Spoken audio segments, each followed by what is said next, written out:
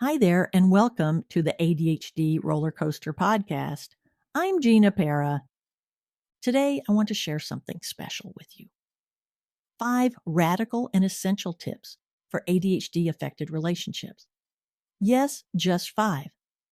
I know it's tough to distill so much complexity into a short format, but these 5 perspectives can be absolute game changers. And I say radical not because they're wild or extreme, but because they strike at the root of what actually helps. Radical as in fundamental, far-reaching, and thorough. Let's get started.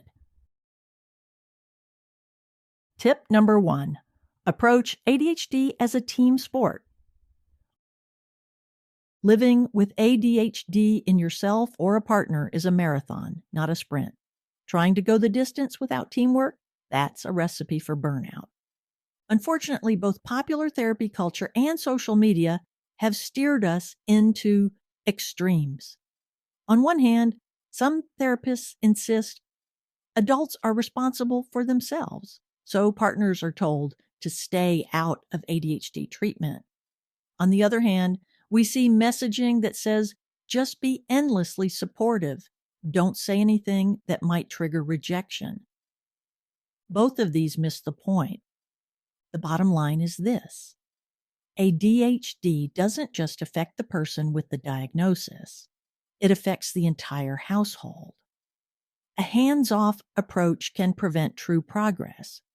It can mean never maximizing medication benefits, never ending the parent-child dynamic, never getting in sync as co-parents or partners. Instead, ADHD management needs collaboration. That's how we move from chaos to connection. Tip number 2, be a detective in your own life. To truly make progress, stop looking for who's to blame. Start looking for what's really going on. That means getting curious, getting methodical, getting smart. Think Sherlock Holmes, not Dr. Philippines. Take the classic, you never take out the trash. Fight. That's not about laziness, it's about obstacles. Maybe there's no reminder system, no structure, or an overwhelming buildup of mental clutter. Together, investigate. What exactly is the problem? What are the likely ADHD-related barriers? What small structural supports might help? Then troubleshoot. And if the first plan doesn't work, revise and try again. Over time, this builds confidence, understanding, and real change. If you're just starting to learn about and tackle ADHD-related challenges, of course, it won't be as simple as that. You might need to build a stronger foundation first. But at least I hope to save you any detours that risk making things worse. Tip number 3, be alert to ADHD's chicken or egg situations. Many ADHD-related challenges hide in plain sight as lifestyle or personality traits. Is your partner staying up till 2 a.m. and reluctant to get up in the morning? That might not be avoidance or laziness. It might be delayed sleep phase syndrome, a common ADHD sleep disorder. Are they always reaching for caffeine, forgetting to eat, or unable to stop eating? Again, not a moral failing, likely a neurobiological regulation issue compounded by poor habits resulting from such. These are what I call chicken or egg patterns. ADHD symptoms create certain behaviors. The resulting habits or health issues then worsen ADH symptoms. And around we go. To escape the cycle, we have to zoom out and connect the dots. Tip number 4, recognize ADHD physical issues, including sleep challenges.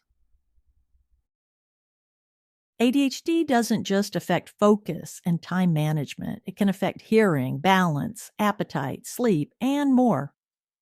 For example, some adults with ADHD don't feel sleepy at bedtime. Others can't wake up in the morning, no matter how many alarms or how many frustrated partners.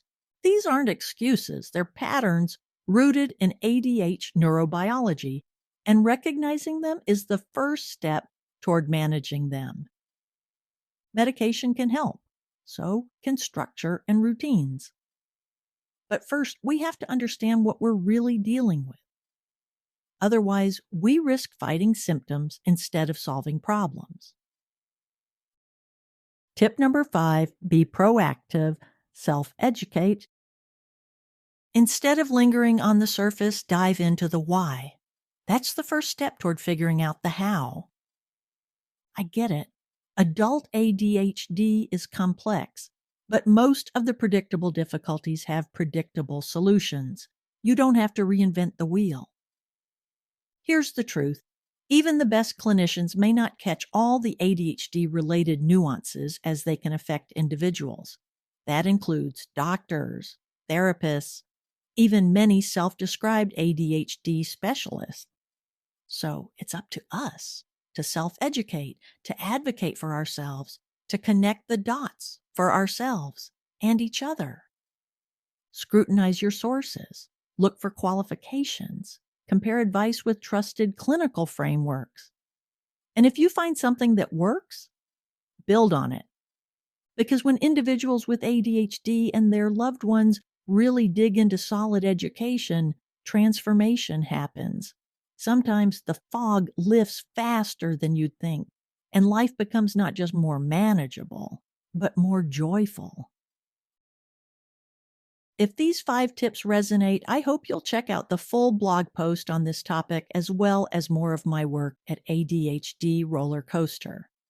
You'll find in-depth posts on a variety of subjects and information about my 2 comprehensive books.